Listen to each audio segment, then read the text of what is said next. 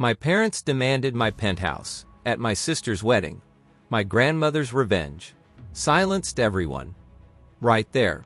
At the reception. In front of 200 guests. My mother grabbed my arm between the salad course and the entree, and told me the deed needed to be transferred by Monday. I'm Calhoun, 34, male. The guy in every family photo who's standing slightly to the left and slightly out of frame. I'm a senior project manager at a commercial construction firm in Denver. I drive a 2017 F-150 with 144,000 miles on it. I wake up before sunrise. I eat the same meal prep lunches every weekday. I have been this disciplined since I was 19 years old because I understood very early that no one in my family was going to hand me anything, and that was fine. What was not fine was what they decided to do with that understanding. I own a penthouse, 12 floors up, 2 bedrooms, floor-to-ceiling windows that face the Rockies, a rooftop terrace I share with exactly one other unit. I closed on it 14 months before the wedding after 8 years of the kind of saving that requires you to genuinely enjoy boring Saturdays. I lived in a studio apartment that smelled like my downstairs neighbor's cigarettes for 4 of those years. I said no to trips and cars and anything that didn't move me toward that closing date. The day I got the keys, I sat on the empty floor of the living room and did not move for about 20 minutes. It was the most complete I had ever felt. I told my family about it at Thanksgiving. My mother asked if the HOA fees were really worth it. My father said, "Smart investment," and then went back to the game. That was the entire conversation about the thing I had spent 8 years building. My sister got engaged 4 months later, and suddenly everything in my family had a purpose again. My sister is 29. She is the youngest. She has been, without exaggeration or resentment intended, the gravitational center of my parents' world since she was born. I got the handshake when I graduated college. She got a trip to Italy. I got "we always knew you'd figure it out" when I bought my first car. She got a cosigner and a check toward the down payment on hers. This is not a complaint. It is a documented pattern, and it matters here. Her fiancé was a marketing guy, decent enough, called my father sir, in a way that clearly took practice, made my mother laugh at dinner in a way my father never did. They were engaged by February, and the wedding planning consumed the remaining 11 months of my family's collective attention span with an intensity I have not seen applied to anything else in my lifetime. The venue was a converted barn outside Denver, $300 and some odd thousand. My parents had been saving for my sister's wedding since she was in middle school, a fact my father mentioned at the rehearsal dinner as though it were deeply charming rather than deeply revealing. I was a groomsman. I bought the suit. I showed up to every required event. I smiled in every photo. I was doing the thing I have always done, which is showing up and performing family member without complaint. What I was not doing was agreeing to give up my home. And yet, somehow, that had become the plan. It started 6 months before the wedding. My sister and her fiancé were apartment hunting in Denver. The market was punishing. I knew this because my mother called me 4 times in 2 weeks to describe it in the tone people use for funerals. On the 4th call, she said something I made the mistake of treating as a joke. "You know, Calhoun, your place would honestly be perfect for them. You're barely ever there on weekends." I laughed. "Mom, I own that apartment." I know. I'm just saying." I should have said, clearly, immediately, that we were not having that conversation, ever in any form. Instead I laughed, which in my family is apparently contractually binding, because over the following months, the idea spread like something you can't contain once it's out of the jar. My mother mentioned it to my aunt. My aunt mentioned it to my grandmother. My father had what he called a man-to-man with me at a family barbecue in August, where he leaned on the deck railing and said, with the gravity of someone delivering news about a terminal diagnosis, "Your sister needs a stable foundation to start her marriage. You're mobile, you could find a rental while the market adjusts." I said no. Clearly. No laughter this time. He gave me the look, the long, flat, architectural disappointment of his face. and then changed the subject. I thought it was finished. I was wrong about that. My mother escalated quietly. She started referring to the arrangement in passing, to my aunt, to my sister's future mother-in-law, to the officiant apparently. She consulted a real estate attorney about the mechanics of a gift transfer. She was, by the time the wedding arrived, operating with the confidence of someone who has decided the outcome and is merely managing the logistics of announcement. My grandmother, my father's mother, 78 years old, 5'2", white hair kept short and precise, flew in from Scottsdale 2 days before the wedding. She has always been the person in my family who actually sees me, not the version of me that is useful to someone else's plans. Me.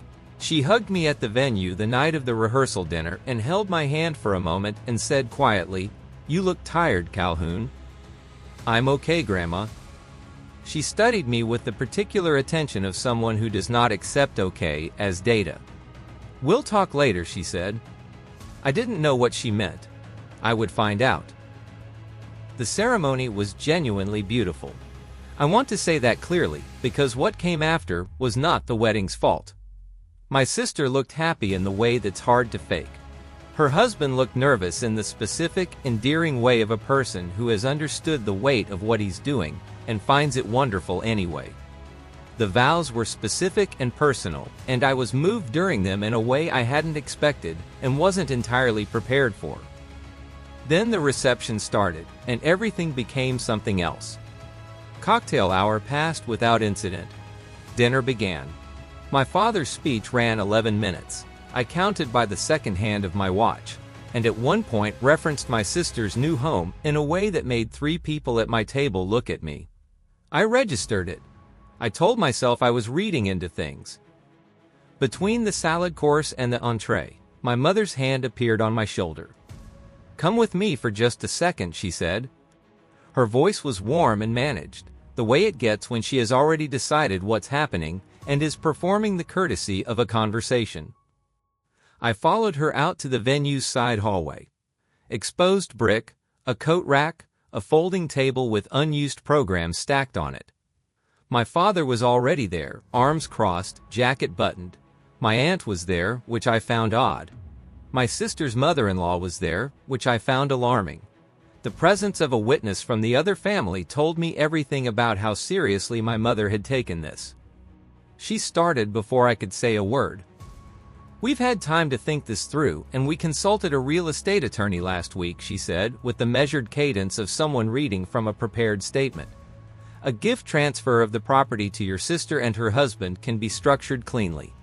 The annual gift tax exclusion covers a portion. The remainder can be applied against the lifetime exemption, and you would take no immediate tax liability.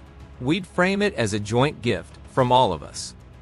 The attorney said the deed transfer could be completed within 10 business days. I looked at her. I looked at my father. I looked at my aunt, who had the grace to be studying the floor. "No," I said. My mother's expression didn't shift. "Calhoun. No, I'm not doing this. We've had this conversation." My answer has always been no. "You're single," she said. "You have flexibility. Your sister is starting a marriage, and they need stability. She's been married for 3 hours. Don't be petty about timing." My father uncrossed his arms and stepped forward. He had a tone he used when he wanted to sound reasonable while being completely unreasonable. "We're not asking you to walk away empty-handed. We'd cover your rent for the first 6 months in a transitional rental. Something decent. You'd have time to regroup." "Regroup," I repeated. "You want me to regroup from giving away my home?" "We want you to think about your family," my mother said, and there was an edge in it now. "Your sister has been there for you. We have been there for you." "When?" That landed harder than I intended it to, and the silence that followed had a particular quality to it. Then my mother did the thing she does when a conversation is not going her direction. She shifted the territory. "I've already told people about the arrangement," she said. "Some of the guests are aware. Her mother-in-law is standing right there. Walking this back would be embarrassing. For all of us." I turned to look at my sister's mother-in-law. She had the expression of a person who very much wished she had stayed at her table. "You told guests," I said slowly, "that I was giving up my penthouse. Without asking me. I was confident you'd come around. I know my son." The thing about that sentence is that it was both absolutely true and completely false at the same time. She does know me. She knows that I absorb things. She knows that I have spent my life adjusting and accommodating and being the person who figures it out. She counted on that. She built an entire plan on it. I looked at my father one more time. The flat stare. The disappointed face. The architecture of a man who had never once in my life updated his expectations of me to account for the evidence. "No," I said. "My answer is no. It has been no. It will remain no. If you have told people otherwise, that is your problem to correct. I am going back to my seat." I walked back into the reception hall. My hands were not steady. I picked up my wine glass and held it without drinking and stared at the centerpiece until my pulse came down. Across the room, my grandmother was watching me. She raised one eyebrow, small, contained, precise. I gave a slight shake of my head. She nodded slowly, and then she reached into the small clutch purse on her lap and took out her phone. Dinner resumed. My parents returned to the head table wearing the composed expressions of people who are furious and performing theater. My mother engaged the guests around her with practiced warmth. My father cut his steak with focused attention. My sister came to my table when the entrees were cleared. She sat in the empty chair beside me and kept her voice low. "Did they talk to you?" "Yes." She looked at her hands. Her ring caught the light. "I didn't ask them to do it this way." "Did you ask them to do it at all?" A pause. "Not long, but present. I mentioned once that your place would be perfect for us. I said it once 6 months ago and I didn't think they'd take it this far." "Did you know they'd consulted an attorney?" She shook her head. She seemed, to her credit, genuinely unsettled. "I didn't know any of that. I found out 20 minutes ago from my mother-in-law." She looked up at me. "I'm sorry, Calhoun. I mean that." I believed the apology. I was less clear on the "I only said it once, but it was her wedding night, and she was not my target." "Go be with your husband," I said. "It's fine." She squeezed my hand and left. The speeches resumed. The cake was cut. The first dance. The anniversary dance. The bouquet toss. All of it happening exactly as choreographed. A perfect surface over a night that had cracked somewhere underneath. Then my grandmother stood up. She walked to the microphone stand that had been left near the head table after the formal toasts. She picked up a champagne glass on her way. She tapped the mic once, and the room went quiet with the particular speed of rooms when someone very elderly does something unexpected. "I hope you'll indulge me for one final toast," she said. Her voice was clear and unhurried. She smiled toward the newlyweds. "To my granddaughter and her husband, may your marriage be built on honesty and genuine respect. Those are, I have found, the only foundations that hold." Applause. She let it settle. "I also want to say something directly to my grandson, Calhoun." She turned her eyes to me, and every other set of eyes in the room followed. "I have been watching you for 34 years. I watched you work when other people rested. I watched you build things, a career, a savings account, a home, without asking anyone to do it for you. I have watched people in your own family treat that self-sufficiency as a resource to be redistributed." The room had gone absolutely still. "Earlier this week," she continued, setting her champagne glass down with care, "I became aware of a plan to pressure Calhoun into surrendering his property. Not asking, pressuring. With attorneys and social engineering and the particular cruelty of announcing a done deal before the conversation has been had." She paused. I found this unacceptable. My father had both hands flat on the table. In response, I made some calls of my own. She reached into her clutch and produced a folded document which she set on the table in front of her. 22 years ago, my late husband established a family trust, funded with $340,000, to be held and grown until our grandchildren reached the age of 30, at which point equal distributions were to be made. Management of that trust passed to my son after my husband's passing. She looked out at the room. Not at my father. At the room. Over the past 11 years, I have made periodic requests for documentation from that trust. I received summaries. I accepted them because I did not want to believe what I was beginning to suspect. 3 weeks ago, I stopped accepting summaries and retained an estate attorney in Colorado. She tapped the document. The forensic review is underway. A court-appointed fiduciary has been filed through Denver Probate Court. And among the things that review is expected to surface, redirected distributions, undocumented internal loans, and the creative use of trust funds for personal family expenses, including at least one very expensive wedding. The silence was total. My father stood up. "Mom, this is not the place. I asked you to sit down." He sat. I have never seen my father sit because someone told him to. Not once in my 34 years. He sat. "I want everyone present to be clear," my grandmother said, "that the penthouse belongs to Calhoun. It will remain Calhoun's. I have been in contact with his attorney as of this week, and any further attempt to apply legal or social pressure to that situation will be met with the full weight of what that fiduciary review uncovers." She picked up her glass. "To the happy couple, to my grandson who deserves better, and to the truth, which is inconvenient, occasionally untimely, and absolutely necessary." She drank. For 3 full seconds, no one moved. Then someone near the back started clapping. Then a table near the middle. Then the room. My father followed my grandmother to the parking lot within minutes. I didn't witness it, but my aunt, who followed them, described a conversation that went from controlled to not controlled in under 2 minutes. My father argued that the trust accounting was complex and mischaracterized. My grandmother told him she had retained one of the top estate litigation attorneys in Arizona, who had referred her to an equally regarded one in Colorado. He told her she was humiliating the family. She told him she was protecting it. My mother did not speak to me for the remaining 2 hours of the reception. She maintained the surface. She attended to the remaining rituals with the focused grace of someone completing a mandatory task. But she did not look at me once. After the reception, in the days and weeks that followed, my parents did not simply accept what had happened. I want to be clear about that because the story does not skip from the wedding to a tidy resolution. There was a period, roughly 2 months, during which my parents mounted what I can only describe as a campaign. My mother called my aunt repeatedly, framing the situation as my grandmother's cognitive decline and emotional manipulation.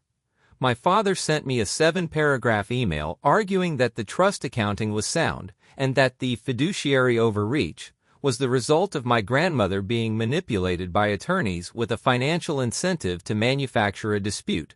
He copied my 2 cousins on the email. One of them called me immediately after reading it. "Wait," she said, "we were supposed to get distributions at 30? She was 32. She had never received anything. Then my parents went further. My mother reached out to my employer. I discovered this when my HR director called me into her office in December and, with visible discomfort, told me that someone had filed a vague complaint suggesting I had misrepresented my living situation to obtain a company housing subsidy. I did not receive a company housing subsidy. I had no idea what the complaint was intended to accomplish. My HR director dismissed it within the week and told me she was sorry I was dealing with whatever I was dealing with. That was the moment I understood there was no floor to how far they would go. I called my attorney and told him everything. He sent a single, precise letter to my parents' address referencing relevant Colorado harassment statutes and the pending probate proceedings. I did not hear from my parents directly for the following 4 months. The forensic accounting took until the following spring to complete. The results were, even then, not a complete surprise, but seeing the numbers laid out in a legal document was different from suspecting them. Over 11 years, my father had made a series of internal transfers from the trust into 2 joint family accounts. The transfers were logged in his own records as investment, reinvestment, and family operational loans. None of the loans had repayment terms. None had interest documentation. None had been disclosed to the other beneficiaries or to the trust's required annual reporting structure, which had been quietly allowed to lapse 8 years prior. Total redirected: $287,400. A portion of that had gone toward my sister's wedding. A portion had gone toward a land purchase in New Mexico that was titled in my parents' names. Some of it was simply gone into the general mechanics of their financial life over a decade. My father's attorney negotiated hard. There was a period of 5 months during which the legal back and forth was relentless. Motions, counterfilings, a mediation session in March that ended without resolution. My father proposed a repayment plan so extended and lightly structured that it amounted to acknowledgement without consequence.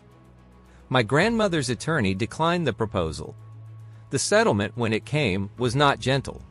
My parents liquidated 2 investment accounts totaling roughly $160,000. They sold the New Mexico land. My mother's second vehicle, a 3-year-old SUV, was sold. A structured payment plan covered the remaining balance over 4 years, secured by a lien on a property they owned. My distribution, my equal share, what my grandfather had intended for me, came to $82,000 after legal costs. My cousin who called me received $74,000. The third cousin, who had watched from a distance and said very little throughout, received $71,000. I put the money in a high-yield savings account. I did not spend it. I let it sit there and thought about it occasionally. About the years I had worked without knowing this existed. About the closing day on my penthouse when I had no idea there was money in a trust with my name on it that was quietly being redirected. I thought about that for a while. Then I stopped, because there is a point at which thinking about it stops being productive and becomes its own trap. My parents did not speak to me for 8 months after the wedding. That was entirely their choice. My mother eventually sent an email, not a call, an email, saying she hoped we could find a path forward as a family. I replied that I was open to that conversation when they were prepared to have it, with honesty as the actual starting point. I have not received a response. My sister and I have lunch every few weeks. She and her husband have an apartment in the Highlands neighborhood. They seem to be doing well. She doesn't bring up the wedding night, and neither do I. I think we are both quietly grateful for the working version of what's left. My grandmother called on my birthday in February. We talked for over an hour. She told me about her neighbor's landscaping decisions, which she found aggressive, and a documentary she had watched about the intelligence of crows. She asked how the penthouse was. I told her it was still mine. She laughed, a full, real laugh, and said, "Good. The windows still face the Rockies. The HOA fees are, in fact, worth it." So let me ask you something, because I genuinely want to know. When your family announces your belongings as gifts on your behalf at a public event, is the correct response A, the quiet, grinding legal destruction my grandmother executed with surgical precision, or B, flipping the table somewhere around the salad course? Because there was a moment in that side hallway where option B had real appeal. Drop it in the comments. And listen, if you stayed through all of that, you clearly have a high tolerance for family chaos and a healthy appreciation for 78-year-old women who walk up to microphones and make their children sit down in front of 200 people. Subscribe, because I post every week, and I promise the next story involves a forged signature, a boat, and my cousin making the worst financial decision of his life at a family reunion. You are going to want to be present for that one.